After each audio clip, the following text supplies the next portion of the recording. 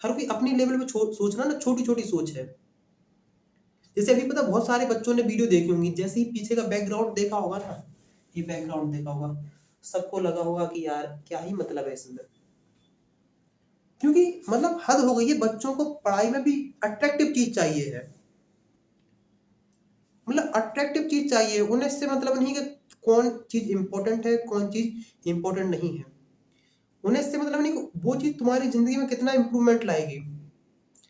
ज़िंदगी में एक चीज़ हमेशा याद रखना, ऐसा नहीं है कि ऐसा नहीं है कि जितना टाइम तुम्हारे पास है, उतने टाइम में तुम फिज़िक्स में अच्छे नंबर नहीं ला सकते हो। फिज़िक्स में अच्छे नंबर ला सकते हो, लेकिन अब तुम्हें अगर फिज़िक्स में किसी भी सब्जेक्ट में तुम्हें अच्छे नंबर लाने हैं, तो तुम्हें एक अच्छी गाइडेंस की ज़रूरत पड़ेगी। गाइडेंस का वैसे ही इम्पोर्टेंट रोल है, जैसा कृष्ण का महाभारत में है। देखो, कृष्ण इतने अच्छे गाइडेंस प्रोवाइडर थे ना, कि उन्होंने 5 पांडवों को इतना भयंकर महाभारत युद्ध जिता दिया है। और मज़ा तभी आता है जब आप कमज़ोर हों और सामने वाला बहुत बड़ा टारगेट हो। ऐसा सोचो, अगर तुमने 2 महीने में फिज़िक्स पढ़ी और पहले से तुम्हें कुछ भी नहीं आता है, सबको पता है कि तुम्हें फिज़िक्स में कुछ नहीं आता है, और फिज़िक्स में तुम्हारे 92, 93 या फिर 95 नंबर आ जाएँ। तुम्हारे स्कूल में, तुम्हारे मोहल्ले में किसी ने भी टॉप किया होगा, उसकी उतनी बात नहीं होगी जितनी बात तुम्हारी होगी। क्योंकि सबको पता है कि तुम्हें फिज़िक्स में ज़्यादा कुछ नहीं आता है, और फिर भी तुम टॉप नंबर ला दोगे ना, तो सबसे ज़्यादा बात तुम्हारी होने वाली है। कई लोगों को लगता था कि आखिर जो मीडिया है वो बीजेपी वालों की है, मोदी ने खरीद के रखा है। जितनी भी मीडिया मतलब न्यूज़ चैनल वाले हैं, सब मोदी, मोदी, मोदी करते हैं। लेकिन अभी तुमने बेसिक एक चेंज देखने को तुम्हें मिला होगा। बेसिक चेंज तुम्हें देखने को मिला होगा कि राहुल गांधी को हर कोई अब देखो कवर कर रहा है। हर चैनल वाला उनके बारे में बात कर रहा है। हर कोई उनकी यात्रा के बारे में बात कर रहा है। तो याद रखना, ये दुनिया किसी भी एक व्यक्ति के पीछे नहीं चलती है। दुनिया का सिर्फ उसूल है कि दुनिया उसी को फॉलो करेगी जो कुछ काबिल होगा। मतलब कुछ 1 डेढ़ साल पहले जिस राहुल गांधी को बच्चे पप्पू पप्पू कहते थे, जिसको हर कोई किसी ने पप्पू डिक्लेयर कर दिया था, आज हर कोई उसकी बात सुन रहा है। उसकी भारत जोड़ो यात्रा में हर कोई उसके पीछे चल रहा है। अगर तुम भी चाहते हो कि दुनिया तुम्हारे पीछे चले, तो तुम्हें दूसरों से कुछ ना कुछ हटके करना पड़ेगा। अभी तुमने प्री बोर्ड दिए होंगे, और प्री बोर्ड में तो अपनी हैसियत, अपनी औकात, अपनी वैल्यू पता चल गई होगी कि आखिरकार किस तरीके से टीचर लोगों ने मूर्ख बनाया है। देखो, मैं भी फिजिक्स पढ़ाता हूँ, मैं भी केमिस्ट्री मैथ पढ़ाता हूँ। मेरा सिंपल सा मानना होता है कि किसी बच्चा अगर रिस्पॉन्सिबल है, मेरा ये मानना है कि अगर कोई बच्चा सीरियस है, हर काम टाइम पे करता है, मेहनत भी कर रहा है, और फिर भी अगर उसको कुछ समझ में नहीं आ रहा है, तो 80% रिस्पॉन्सिबल होता है टीचर। मतलब बच्चा फुल डिसिप्लिन में है, हर बात मान रहा है, और फिर भी उसे फिजिक्स समझ में नहीं आ रही है, तो मेरा मानना है कि टीचर रिस्पॉन्सिबल है। बच्चे की सिर्फ 20% गलती होती है। लेकिन दुनिया में चल उल्टा रहा है, क्योंकि कोई भी अपनी गलती मानने को तैयार नहीं है। तो टीचर क्या कह देते हैं कि मेरी तो कोई गलती नहीं है, बच्चा ही तुम्हारा नासमझ है, बच्चे को ही कुछ समझ में नहीं आता है। और तुम्हारी इतनी छोटी उम्र है कि तुमसे कोई भी कुछ कह दे, तुम उसको मान लेते हो। फर्क इतना है। अगर जिंदगी में तुम कोई टॉपिक पहली बार पढ़ रहे हो और पहली बार समझ में नहीं आ रहा किसी टीचर के द्वारा, तो टीचर रिस्पॉन्सिबल है, तुम नहीं। अगर मैं तुम्हें समझाऊं और तुम्हें वो चीज समझ में नहीं आए, तो तुम जिम्मेदार नहीं होगे, 80% जिम्मेदार मैं होऊंगा। मैं मान लूंगा कि मेरी गलती थी। इसलिए मैं कहता हूं कि हर बच्चे की प्रॉब्लम बहुत खास होती है, हर बच्चा खास होता है। इसलिए मैं हर बच्चे से कहता हूं कि कमेंट्स में लिखो कि आखिरकार तुम्हारी क्या क्या समस्या है। जितना डिटेल में तुम कमेंट्स में लिखोगे, मैं उतनी ही तुम्हारी हेल्प कर पाऊंगा। अगर तुम कमेंट में डिटेल से नहीं लिख पाओगे, तो मैं तुम्हारी उतनी हेल्प नहीं कर पाऊंगा। 1000, 2000, 3000, लाख भी कमेंट आएंगे ना, फिर भी मैं रीड करूंगा, फिर भी देखूंगा कि आपको किस तरीके से हेल्प की जा सके। देखो, टाइम बहुत कम बचा है, अब जंग है आर या पार की। अगर ये भी टाइम तुमने मिस कर दिया ना, तुम सोचोगे कि अब मैं जनवरी से पढ़ना स्टार्ट करूंगा, नए साल से पढ़ना स्टार्ट करूंगा, यकीन मानो इतना खराब रिजल्ट बनेगा ना कि तुमने इससे खराब रिजल्ट अपनी जिंदगी में नहीं देखा होगा। अभी तक तुमने कभी बोर्ड का एग्जाम दिया नहीं है, तो तुम्हें बोर्ड का भी अंदाजा नहीं कि आखिरकार जब एग्जामिनेशन हॉल में बैठते हैं तो उस समय प्रेशर कैसा होता है, कैसे टाइम मैनेजमेंट करना पड़ता है, कैसे मोटिवेट रखना पड़ता है अपने आप को, और किस तरीके से प्रिपरेशन की जाती है। मतलब पूरी एक साइकोलॉजी है जिसपे वर्क करता है। अगर हम अपने दिमाग में एक सेट करें तो एग्जाम एक प्रकार से जंग है। जैसे पहले के समय में महान उसको माना जाता था जो जंग जीतता था, और आजकल भी वही है, महान वो माना जाता है जो एग्जाम में अच्छे नंबर लाता है। कुछ लोग कहते हैं कि नंबरों से कुछ नहीं होता है, नंबर तो आते जाते रहते हैं, फलाना ठिकाना। नंबरों से बहुत कुछ होता है टेम्परेरी टाइम के लिए। जैसे मान लो कि तुमने एग्जाम दिया और तुम्हारे नंबर आए 55, या फिर मान लो 50 नंबर आए, 45 नंबर आए, और मान लो तुम्हारे मोहल्ले में पड़ोसी में किसी बच्चे की आए हैं 95, 92 या फिर 97। इस बच्चे के माँ बाप ना जरूर तुम्हारे माँ बाप से पूछेंगे कि आपके लड़के के कितने नंबर आए, 101% पूछेंगे। और उस समय आपके माँ बाप को गर्दन नीचे करके जवाब देना पड़ेगा कि मेरे बच्चे कितने नंबर आए हैं। मतलब तुम्हारे जो कर्म होंगे ना तुम्हारे माँ बाप भोगेंगे। तुम कहोगे यार भैया हम तो वीडियो देखने आए थे, आखिरकार किस तरीके से फिजिक्स पढ़े, किस तरीके से क्या करें, आप कौन सा ज्ञान देने लगे हो, हमें तो आप बताओ ना फिजिक्स कैसे पढ़े, हम कहानी निपट जाएगी। बेटा ऐसे नहीं होता है। अगर कोई चीज डीप में समझना है, अगर तुम्हारी कोई प्रॉब्लम सॉल्व करनी है तो उसको डीप में जाके ही सही करना पड़ेगा। ऊपर ऊपर करने से कुछ नहीं होने वाला है। मैं फालतू की वीडियो बना दूं, तुम कहोगे मजा आ गया, अप्लाई करोगे, 7 दिन अप्लाई कर पाओगे, फिर अप्लाई नहीं होगा, तुम्हारा प्रॉब्लम सॉल्व नहीं होगा।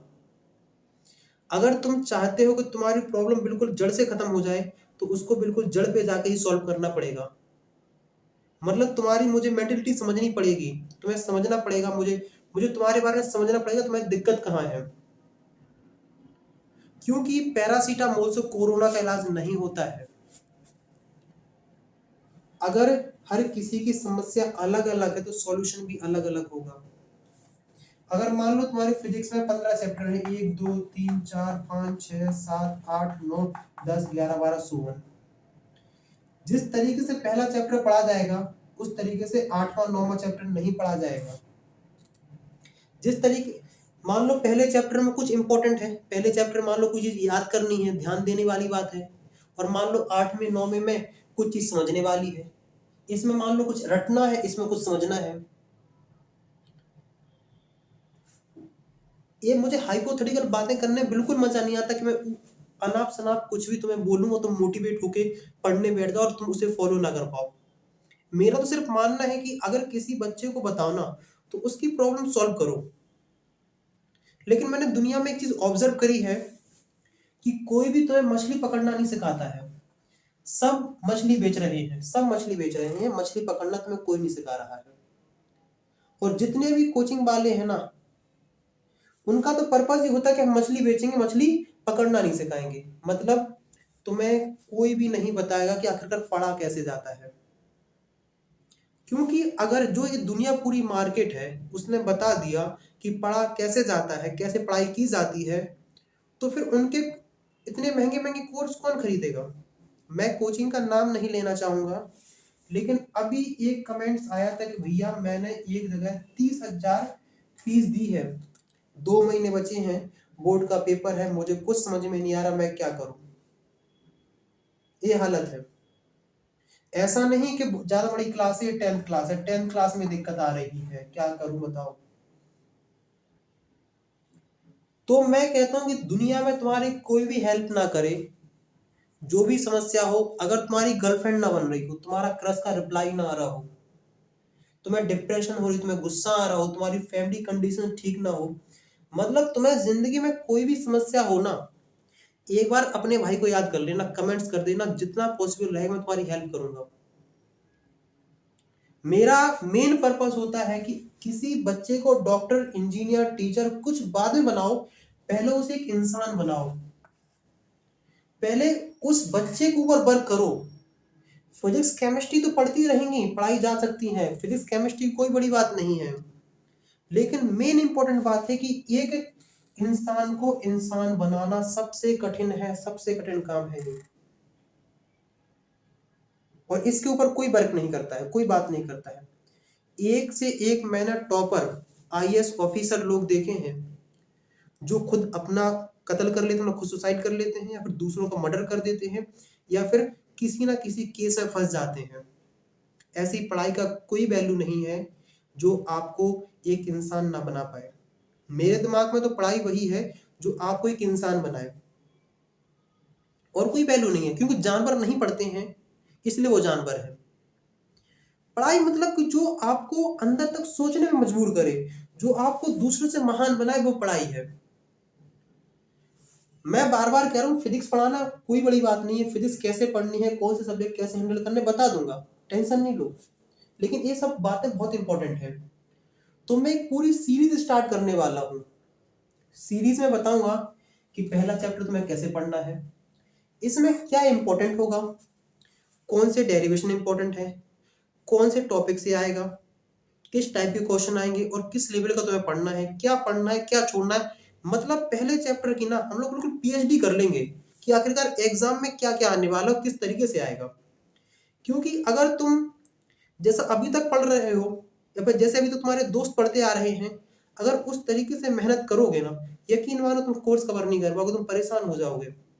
और जिसे मुझ पे विश्वास ना हो ना, एक बार ट्राई करके देखना, 1 महीने बाद मिलना मुझसे 2023 में, तब समझ में आएगा कि मैंने क्या कहा था, उसकी क्या वैल्यू थी।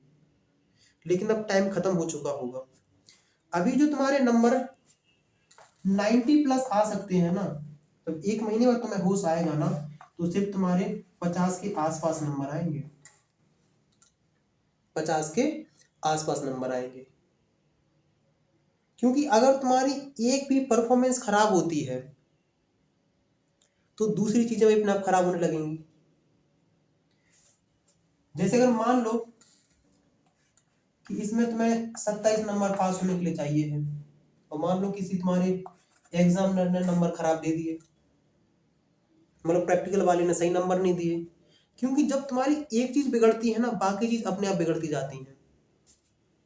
मान लो 60 नंबर आ गए, जो 90 आ सकते हैं ना, वो 60 है, क्या फायदा।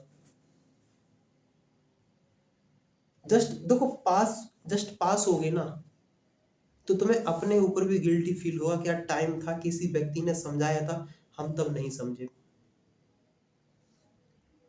इंसान बिल्कुल जानवर जैसा ही है। अगर तुम्हें जानवर से इंसान की तरफ जाना है तो कुछ एक्स्ट्रा करना पड़ेगा जो जानवर नहीं कर रहे हैं। जानवर पढ़ाई नहीं करते, तुम्हें पढ़ना पड़ेगा। तो पहले चैप्टर में क्या होगा, कितने दिन के अंदर से खत्म करना है, कितना टाइम देना है, क्या क्या पढ़ना है, सब कुछ बताएंगे। नोट्स, वीडियो जो भी प्रोवाइड होंगी सब तुम्हें करेंगे। मतलब कि देखो, तुम्हारे पास गोल्डन चांस है। तुम्हारी जिंदगी में कोई मसीहा नहीं आने वाला है, कोई जादू नहीं होने वाला है, कुछ नहीं होने वाला है। तुम्हें ही मेहनत करनी पड़ेगी। अभी तुम्हें बातें बोरिंग लग रही होंगी, बाद में समझ में आएगा। अभी भी समय, वक्त है, जाग जाओ। तो जो मैं लिंक डिस्क्रिप्शन में दे दूंगा, एक पूरी प्लेलिस्ट आएगी, और भी कुछ इंपॉर्टेंट वीडियो अपलोड हैं, उनकी भी लिंक डिस्क्रिप्शन में दे दूंगा। अगर तुम चाहते हो कि यार कुछ कल्याण हो जाए तो मेहनत करना स्टार्ट कर दो। अगर नहीं चाहते कि तुम्हारे माँ बाप का शर्म से सिर झुके तो कुछ कर लो। क्योंकि लोग कहते हैं नंबरों से कुछ नहीं होता, यार बहुत कुछ होता है यार। सबसे बड़ी बात है, जैसे तुम्हारे नंबर कम आएंगे ना, तुम्हारा कॉन्फिडेंस लेवल डाउन हो जाएगा। तुम गली में चलोगे ना, निकलोगे कहीं से मोहल्ले से, तुम्हें हर पल ये डर सताएगा कि कोई मुझसे पूछ ना ले कि तुम्हारे नंबर कितने आए हैं। तुम ऐसे ऐसे नजर झुका के चलोगे, ऐसे चलोगे, ऐसे कि कोई नजर ना मिलाए। और कायर की तरह जिंदगी जीना सबसे घटिया काम होता है। अभी तुम्हारे पास समय है, अभी कर लोगे, समय निकलने के बाद किसी चीज की वैल्यू नहीं रहती है। देखो इस तरीके से सोचो, मानो हम मान के चलते हैं कि तुम्हारी किस्मत है, हम्म? और मान के चलते हैं कि तुम्हारी किस्मत में 100 एक से एक खूबसूरत लड़कियां हैं तुम्हारी किस्मत में, मान लो, या फिर कोई भी चीज मान लो, मान लो जो तुम्हें बहुत चीज चाहिए, मतलब जिस चीज के लिए तुम बहुत पागल हो, वो चीज तुम्हारी किस्मत में लिखी है, मान लो लिखी है, मतलब 100 खूबसूरत लड़कियां तुम्हारी किस्मत में लिखी हैं। तुम्हारी टीनेज, तुम्हारा स्कूल, तुम्हारी कॉलेज, तुम्हारी जवानी बिल्कुल बहुत खराब हुई, बहुत खराब हुई, मतलब कोई भी नहीं मिली, और उस चक्कर में तुम क्या करते रहे कि दूसरी लड़कियों को रिजेक्ट करते रहे, क्योंकि तुम्हें तो ये लगा कि 100 लड़कियां, एक से एक खूबसूरत लड़कियां मेरी जिंदगी में हैं। और देखो बात भी सही है कि तुम्हारी जिंदगी में 100 खूबसूरत लड़कियां हैं, क्योंकि तुम्हें पता, तो भगवान ने कहा कि देखो हाँ बेटा सुनो रोहित, तुम्हारी जिंदगी में 100 सुंदर सुंदर लड़कियां हैं, तुमने मान लिया है। मान लो कि तुम्हारी एज हो गई है 92 और 91 में तुम खत्म होने वाले हो, हम्म? और 10 दिन बाद तुम खत्म हो जाओगे, और इस 10 दिन में तुम्हें वो खूबसूरत लड़कियां मिली। भगवान ने कहा था कि खूबसूरत लड़कियां मिलेंगी, 100 मिलेंगी, मिली, लेकिन समय के बाद मिली तो क्या ही मतलब है। लोग कहते हैं कि यार एक दिन कामयाब हो जाएंगे। अरे मेन इंपॉर्टेंट समय है कि समय के साथ कामयाब होना है, कि तुम्हारे माँ बाप तुम्हारी कामयाबी देख के जाएं, मतलब तुम्हारे माँ बाप तुम पे प्राउड फील करें कि मेरे औलाद ने कुछ किया है। ऐसा क्या फायदा कि तुम कामयाब हो रहे हो 80 साल में, 70 साल में, 60 साल में, तब तुम्हारे माँ बाप भी तुम्हें देखने के नहीं, तुम किसके लिए कामयाब होगे? तुम कामयाब हो जाओगे, तुम पे प्राउड फील करने वाला कोई नहीं रह जाएगा ना। मैंने एक चीज ऑब्जर्व की है ना, मैं हमेशा कहता हूं ना, हमेशा कहता हूं कि दुनिया में जितने भी व्यक्ति हैं ना, हर कोई अपनी जिंदगी बहुत अच्छी जी सकता है, और दुनिया का कोई भी बच्चा ये नहीं चाहता कि वो अपनी क्लास में फेल हो या फिर उसके नंबर खराब है। मैंने हजारों बच्चों से बात की है, और हर बच्चों से मैंने एक चीज ऑब्जर्व करी है, मतलब मैंने एक से एक गधे बच्चे पढ़ाए हैं, एक से एक गधे बच्चे, मतलब जिनको 9th 10th में कुछ नहीं आता था फिजिक्स केमिस्ट्री में, उन लोगों ने 11th क्लास में साइंस ली, मतलब फिजिक्स केमिस्ट्री में 12th में बहुत अच्छे नंबर बने, 80+। मेन इंपॉर्टेंट है कि आपको कोई गाइडेंस देने वाला हो, आपको कोई ऐसा व्यक्ति तो मिलो जो अपना मानता हो। कुछ बच्चे मेरी वीडियो में कमेंट्स करते रहते हैं कि आप ना वीडियो पैसों के लिए बना रहे हो, लेकिन उनकी इतनी छोटी सोच है, उसके बारे में सोच ही नहीं सकते कि मैं किस चीज के बारे में बात कर रहा हूँ, और मैं क्या चाहता हूँ कि आपकी जिंदगी में क्या इंप्रूवमेंट आए। हर कोई अपनी लेवल पे सोचना ना, छोटी छोटी सोच है। जैसे अभी पता बहुत सारे बच्चों ने वीडियो देखी होंगी, जैसे ही पीछे का बैकग्राउंड देखा होगा ना, ये बैकग्राउंड देखा होगा, सबको लगा होगा कि यार क्या ही मतलब है इसमें, क्योंकि मतलब हद हो गई है, बच्चों को पढ़ाई में भी अट्रैक्टिव चीज चाहिए है, मतलब अट्रैक्टिव चीज चाहिए उन्हें, इससे मतलब नहीं कि कौन चीज इंपॉर्टेंट है कौन चीज इंपॉर्टेंट नहीं है, उन्हें इससे मतलब नहीं कि वो चीज तुम्हारी जिंदगी में कितना इंप्रूवमेंट लाएगी। जिंदगी में एक चीज हमेशा याद रखना कि पैसे से, मनी से कभी भी ज्ञान नहीं खरीदा जा सकता है। पैसे से तुम किताब खरीद सकते हो, लेकिन किताब से ज्ञान अर्जित करने के लिए, ज्ञान पाने के लिए तुम्हें मेहनत करनी ही पड़ेगी। सोफे पे बैठ के कभी पढ़ाई नहीं होती है ना, कोई बहुत अच्छा तुम्हारे पास बिस्तर हो उस पे बैठ के कभी पढ़ाई नहीं होगी। अगर तुम चाहते हो कि तुम दूसरों से बेहतर कुछ कर पाओ पढ़ाई में, तो तुम्हें मेहनत करनी पड़ेगी। एक मैंने और बात सुनी है कि लोगों से कहा जाता है कि अच्छी संगत करो। हर माँ बाप कहते होंगे, हर घर में सुना होगा कि बेटा अच्छी संगत करना, अच्छी संगत करना। और 95% लोगों को, हाँ मैं सही कह रहा हूँ, 95% लोगों को यही नहीं पता कि संगत करनी किसकी है। और संगत से बहुत असर पड़ता है आपकी जिंदगी में,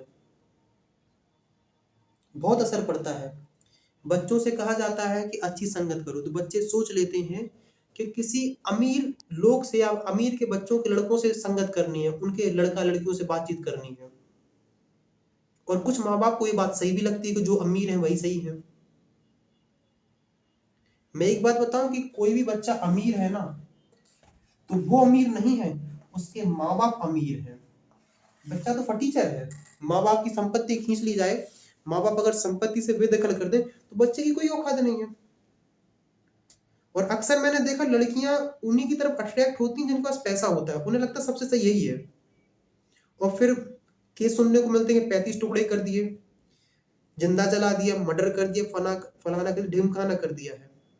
और फिर समाज हिंदू मुस्लिम करती है, फिर करता है कि लड़का लड़की फलाना ढिकाना। हम लोग किसी भी चीज को रूट लेवल में बात ही नहीं करते हैं, रूट लेवल पे बात ही नहीं हो रही है, बस एक दूसरे को ब्लेम कर रहे हैं कि हाँ वो इसलिए जिम्मेदार, वो इसलिए जिम्मेदार, वो इसलिए जिम्मेदार, वो इसलिए जिम्मेदार है। कुछ बच्चे सुनने आएंगे फिजिक्स के, फिजिक्स कैसे पढ़ना है, और ना जाने क्या क्या सुना रहे हैं, लग रहा होगा। तो बस इसको यहीं रोकते हैं। मैंने बोल दिया कि प्लेलिस्ट मिलेगी, हर टॉपिक के ऊपर बात की जाएगी और एक एक बात के ऊपर डिस्कशन किया जाएगा। मैं बताऊंगा कितने दिन के अंदर चैप्टर खत्म करना, उतने दिन के अंदर चैप्टर खत्म कर लेना, तभी तुम्हारे फिजिक्स में 90 प्लस या 80 प्लस नंबर आ पाएंगे। अगर अब भी तुमने कोई बात मिस कर दी या फिर कोई बात नहीं मानी, यकीन मानो इतना खराब रिजल्ट बनेगा ना, ना देखने लायक रहेगा ना दिखाने लायक रहेगा।